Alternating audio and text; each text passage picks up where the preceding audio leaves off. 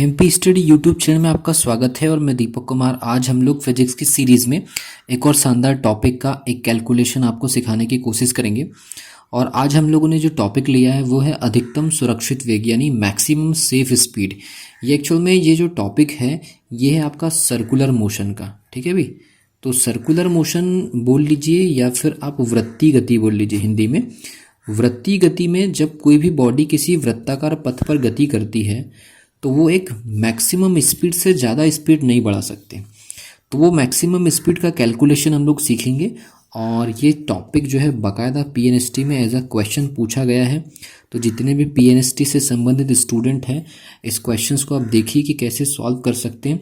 इस सीरीज़ में मैं जितनी भी ट्रिक्स आपको सिखा रहा हूँ, अगर आप इस ट्रिक को अगर ईजिली अगर सीखने की कोशिश करते हैं तो जो 30 क्वेश्चन जो एग्जामिनेशन में आते हैं उसको आप बहुत ईजिली सॉल्व कर सकते हैं, ठीक है।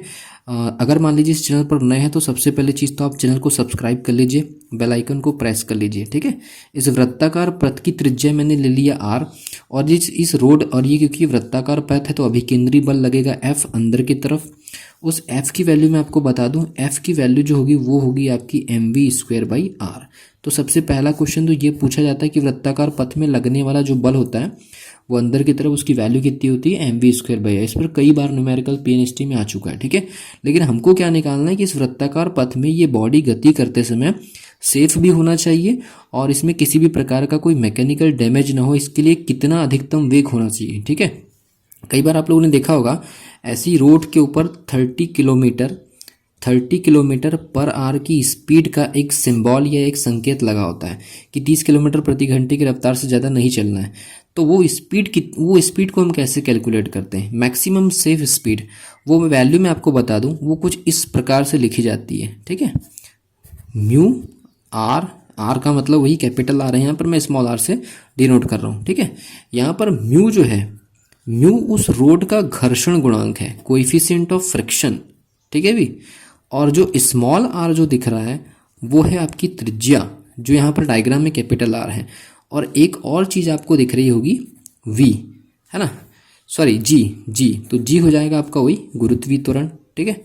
तो इन तीनों क्वांटिटीज़ का जो वर्गमूल होता है जब उसको सॉल्व किया जाता है तो ये वैल्यू आती है v is less than equal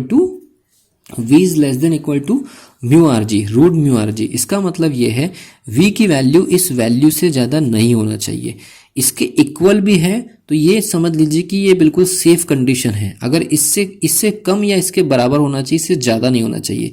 किसी भी वृत्ताकार पथ पर जब कोई बॉडी गति करती है तो उसके सेफ तरीके से या सुरक्षित तरीके से उस रोड को क्रॉस कर ले तो उसके लिए ये कंडीशन है mu is less than equal to root mu r g, जहाँ पर म्यू बराबर उस रोड का घर्षण गुणांक, आर बराबर उसकी त्रिज्या वृत्ताकार पथ की और जी जो है वो गुरुत्वीय त्वरण। और उस वृत्ताकार पथ पर लगने वाला जो अभिकेंद्री बल है वो mv²/r, ठीक है। जितना ज़्यादा स्पीड होगा उतना ही ज़्यादा बल होगा। यहाँ पर हम बल को कैलकुलेट करने के लिए एक डायरेक्ट मेथड भी आपको बता दे रहा हूँ, v1 का स्क्वायर अपॉन v2 का स्क्वायर। इसके ऊपर भी पीएनएसटी में क्वेश्चन आया है और क्वेश्चन बड़ा सिंपल सा ये है कि अगर वेग को दुगना करेंगे तो फोर्स कितना होगा। तो वेग को दुगना करेंगे तो अभिकेंद्री बल की वैल्यू कितनी हो जाएगी, 4 गुना, क्योंकि यहाँ पर स्क्वायर का रिलेशनशिप है, ठीक है। तो इस प्रकार के क्वेश्चंस आते हैं। जैसे मान लीजिए एक न्यूमेरिकल अगर हम यहाँ पर ले लें, म्यू की वैल्यू अगर हम 0.5 ले लें, आर की वैल्यू अगर मान लीजिए हमने 100 मीटर ले ली, ठीक है, और जी की वैल्यू कन्वीनियंट के लिए 10 ले ली, तो 1000 में हमने मल्टीप्लाई कर दिया 10 का, सॉरी 100 का मल्टीप्लाई 10 में कर दी 1000 हो गया, 1000 में मल्टीप्लाई कर दी 0.5 का, तो ये वैल्यू आ जाएगी आपकी 500, ठीक है। और 500 को हम कुछ इस प्रकार से लिख सकते हैं 500 इंटू 100, ठीक है। तो जब इसको हम इस प्रकार से लिख सकते हैं तो इसको ऐसा भी लिख सकते हैं 100 का वर्गमूल 10 हो जाएगा और ये रूट 5 हो जाएगा। 10 रूट 5 की वैल्यू 2.236, तो ये वैल्यू जो आ जाएगी उसके हिसाब से आप देख लीजिए, ये वैल्यू आ जाएगी आपकी 22.36, जो भी अब इकाई हो, मीटर प्रति सेकंड हो या किलोमीटर प्रति घंटा हो, तो इसके हिसाब से ये हम सॉल्व कर सकते हैं।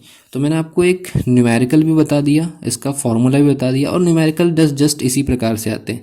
जस्ट अगर आपको फॉर्मूला याद हो गया और न्यूमेरिकल को सॉल्व करने की टेक्निक अगर आपने सीख ली तो तुरंत आप 10 सेकंड से 15 सेकंड में क्वेश्चन को उड़ा सकते हैं, ठीक है। तो अगली वीडियो का वेट करिए, तब तक के लिए wish you all the best.